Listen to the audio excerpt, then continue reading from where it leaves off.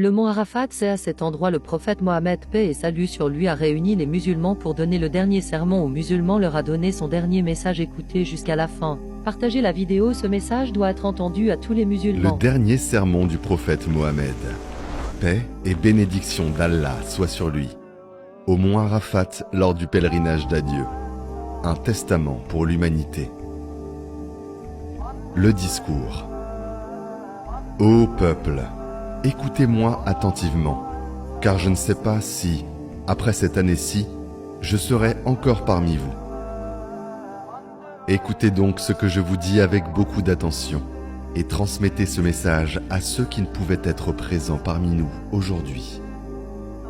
Ô peuple, tout comme vous considérez ce mois, ce jour, cette cité comme sacrée, considérez aussi la vie et les biens de chaque musulman comme sacrés. Rendez les biens qu'on vous a prêtés à leurs propriétaires de droit. Ne faites de mal à personne afin que personne ne vous fasse de mal. Souvenez-vous qu'en vérité, vous rencontrerez votre Seigneur et qu'effectivement, il vous demandera des comptes sur vos actions en ce monde. Allah vous a défendu de pratiquer l'usure, de prendre ou payer de l'intérêt. Donc tout intérêt non payé sera maintenant annulé. Votre capital, cependant, vous revient. Vous n'infligerez ni n'endurerez aucune injustice. Allah a décidé de rendre l'intérêt illicite. Et tout intérêt qui était dû à Abbas ibn Abd al-Muttalib doit être annulé.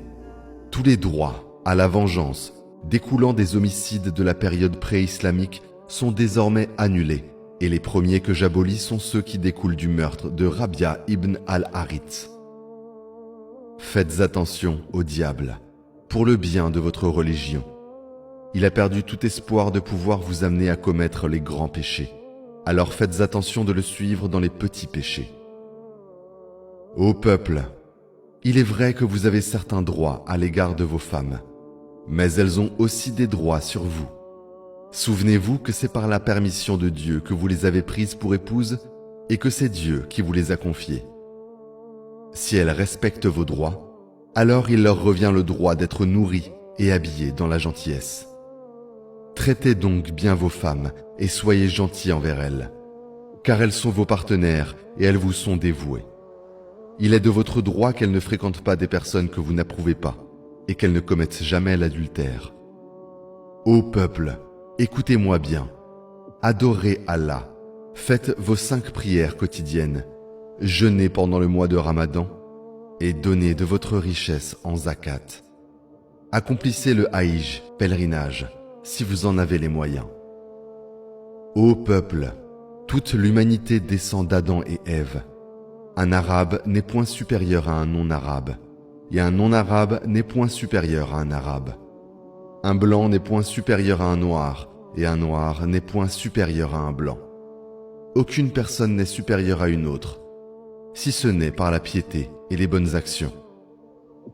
Sachez que chaque musulman est le frère de tous les autres musulmans. Vous êtes tous égaux. Vous n'avez aucun droit sur les biens appartenant à l'un de vos frères, sauf s'il vous en fait don, librement et de plein gré. Par conséquent, ne soyez pas injustes les uns envers les autres. Ô peuple, souvenez-vous, un jour, vous vous présenterez devant Allah et vous répondrez de vos actes. Prenez donc garde, ne vous écartez pas du droit chemin après ma mort. Ô peuple, aucun prophète ni messager ne viendra après moi, et aucune nouvelle religion ne naîtra. Raisonnez donc bien, ô peuple, et comprenez bien les mots que je vous transmets.